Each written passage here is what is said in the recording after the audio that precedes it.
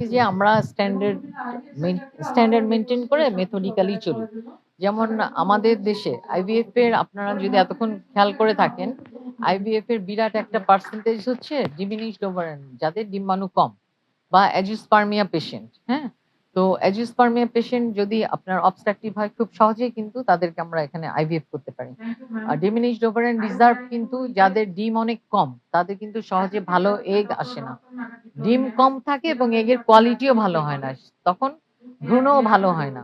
যাদের বয়স ৪০ এর উপরে হয়ে গেছে সেই রোগীগুলাও দেখা যায় যে তাদের মানে ফার্টিলিটির পরিমাণ অনেক কম।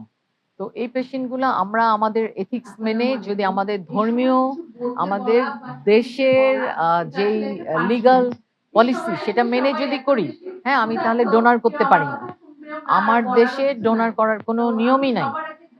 এবং ইসলাম ধর্মে তো একদম নিষেধ।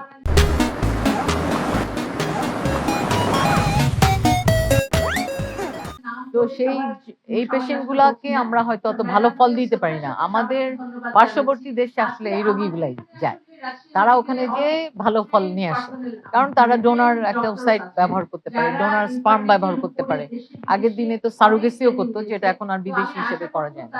তো সেই জন্য আমি যে আমেরিকার একটা চার্ট দেখেছিলাম, ওখানে কিন্তু ডোনার আছে। হ্যাঁ, এবং ওদের দেশে কিন্তু সবচেয়ে স্ট্যান্ডার্ড একটা আইভিএফ সেন্টারে সেলফ ওভাম সেলফ তাহলে আমাদের পাশের দেশে যে অনেকে বলে 90% সাকসেস রেট, 70% এই সাকসেস কোথা থেকে আসে?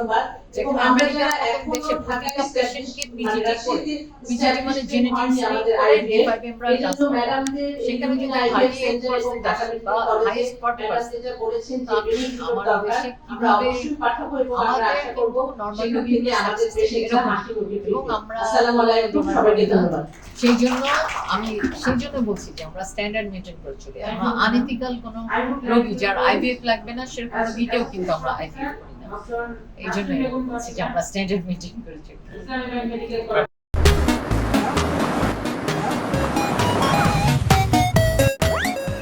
এটাকেও আমরা অপটিমাইজ করতে পারি। আমরা আইইউআই কে কিভাবে অপটিমাইজ করি? এসসিজি অ্যাডমিনিস্ট্রেটরে 36 থেকে 40 আওয়ার্স এর মধ্যে ওভুলেশনটা হয়। সুতরাং আমার কিন্তু কনশাস থাকতে হবে এবং ওভুলেশনের পরে কিন্তু সেই উসাইটটা মাত্র 12 থেকে তখন ROS রিঅ্যাক্টিভ অক্সিজেন স্পেসিস এবং তখন কিন্তু সিমেন্ট কোয়ালিটি ডিটেরিয়েট করে। তখন আমি ধরেন কিন্তু একটা ক্রাইটেরিয়া আছে, যেমন যদি আমি ইনসেমিনেশন করি তাড়াহুড়া করে তখন কিন্তু হয় না।